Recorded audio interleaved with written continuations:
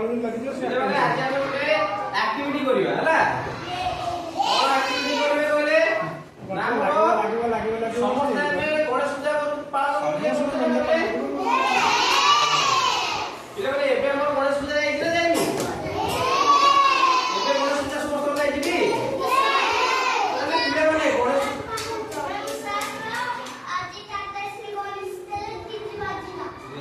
ତାହେଲେ ପିଲାମାନେ ଯୋଉ ଆମର ଗଣେଶ ପୂଜା କରୁଛେ ଗଣେଶ ପୂଜା କୋଉ ଠାକୁରଙ୍କୁ ଆମେ ପୂଜା କରୁଛେ କୋଉ ଠାକୁରଙ୍କୁ ପୂଜା କରୁଛେ କୋଉ ଦିନକୁ ପୂଜା କରୁଛେ ଶ୍ରୀ ଗଣେଶ ହେଲା ପିଲାମାନେ ଗଣେଶଙ୍କର ଅନ୍ୟ ନାମ କଣ ଜାଣିଛ ଗଣେଶ ପୂଜା ଆମେ ଗଣେଶ ଡାକୁଛେ ଆଉ ଗୋଟେ ଯେମିତି ତମ ନାମ ତମ ଭଲ ନାଁ କଣ ତମ ଭଲ ନାଁ କଣ ୟା ନାଁ ଆୟୁଷ୍ମାନ ପୃଷ୍ଟି ତା ଘରେ ଆଉ କଣ ଡାକୁଛନ୍ତି ତମକୁ ଆଉ କଣ ଡାକୁଛନ୍ତି ଆଉ କଣ ଡାକୁଛନ୍ତି ନା ଡାକୁନା କଣ ଡାକୁଛନ୍ତି ଆଉ କିଛି ଡାକୁନାହାନ୍ତି ଖାଲି ଆୟୁଷ୍ମାନ ଡାକୁଛନ୍ତି ତମ ନାଁ କଣ ତମ ନାଁ କଣ ଦିବ୍ୟାଂଶ ତମ ଘରେ କଣ ଡାକୁଛନ୍ତି ଆଉ ମାମୁନ ଡାକୁଛନ୍ତି ନା ନାଇଁ ଦେଖୁନ ୟା ଦିଟା ନାଁ ଆସିଗଲା ନା ନାଇଁ ସେମିତି ଗଣେଶଙ୍କର ଆମେ ତମେ ଜାଣିଛ ଗଣେଶ ଜାଣିଛେ ଶ୍ରୀ ଗଣେଶ ଜାଣିଛେ ତାଙ୍କର ଅନ୍ୟ ନାମ ପୁଣି ଆମେ ଆଉ କଣ କହିପାରିବା ତମକୁ କଣ କହିପାରିବା ଆଉ କଣ ଜାଣିଛ ତାଙ୍କ ନାଁ କହିଲ ଗଣେଶଙ୍କର କୁହ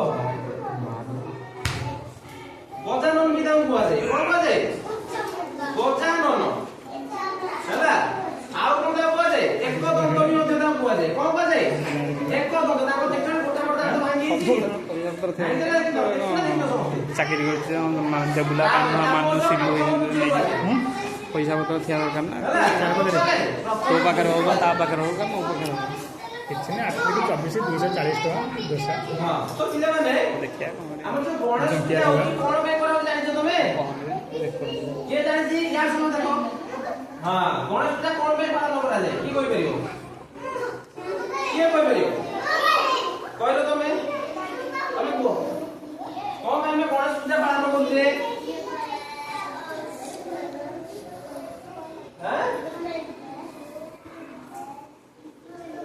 ଗଣେଶ ପାଣିରେ ପକଉଛୁ ନା ସେଥିପାଇଁ ବସ ନାଇଁ ଶୁଣ ଶୁଣ ମୁଁ କହୁଛି ତମକୁ ହେଲା ପିଲାମାନେ ଆମେ ଯୋଉ ଗଣେଶ ପୂଜା କଣ ପାଇଁ କରୁଛେ ହେଲା ଗଣେଶ ପୂଜା ଆମେ କାହିଁକି ପାଳନ କରୁଛେ ଆଉ ସବୁ ସ୍କୁଲରେ ପାଳନ କରାଯାଉଛି ସେଟା ସବୁ ଆମର ପାଠ ଯୋଉଠି ପଢାଉ ସେଟା ଆମକୁ ଗଣେଶଙ୍କୁ ପୂଜା କରୁଛେ ଭଲ ନାଇଁ ତ ପିଲାମାନେ ଆମେ ଗଣେଶ ପୂଜା କାହିଁକି କରୁଛେ ତ ପିଲା ଘରେ କଣ ହେଇଛି ଶୁଣ ଗପ ଶୁଣ ଗଣେଶଙ୍କୁ ଆମେ କାହିଁକି ପୂଜା କରୁଛେ ଗଣେଶ ପୂଜା ଦିନ ଆମେ କାହିଁକି ପାଳନ କରୁଛେ ତ ପିଲାମାନେ ଗୋଟେ ଗପ ଶୁଣ ଘରେ କଣ ହେଇଛି ଶୁଣ ପାଟିର ଶୁଣ କଣ ହେଇଛି ନା ଥରେ ଆମର ସବୁ ଦେବତା ଅଛନ୍ତି ଜାଣିଛ ନା ଜାଣିନ ଯେମିତି ଅଛନ୍ତି କିଏ କିଏ କୋଉ କୋଉ ଦେବତାଙ୍କ ନାଁ ଜାଣିଛନ୍ତି କହିଲ ବରୁଣ ଦେବତା ଅଛନ୍ତି ଅଗ୍ନି ଦେବତା ଅଛନ୍ତି ବାୟୁ ଦେବତା ଅଛନ୍ତି ହଁ ନା ନାଇଁ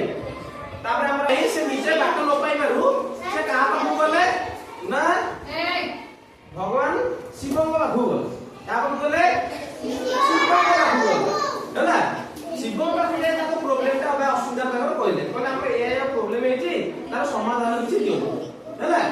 ପିଲାମାନେ ଶିବଙ୍କ ପାଖରେ କିଏ ବସିଥାନ୍ତି ତାଙ୍କର ଦିପଟ ସାଇଡରେ ତାଙ୍କର ଦୁଇ ପୁଅ ବସିଥାନ୍ତି ତାଙ୍କର ଦିପଟ ସାଇଡରେ କିଏ ଥିଲେ ତାଙ୍କର ଦି ପୁଅ ଶିବଙ୍କର ଦି ପୁଅଙ୍କ ନାମ କି ଜାଣିଛ ଶିବଙ୍କର ଦୁଇ ପୁଅଙ୍କ ନାମ କି ଜାଣିଛ କିଏ ସବୁ କହିଲ କୁହ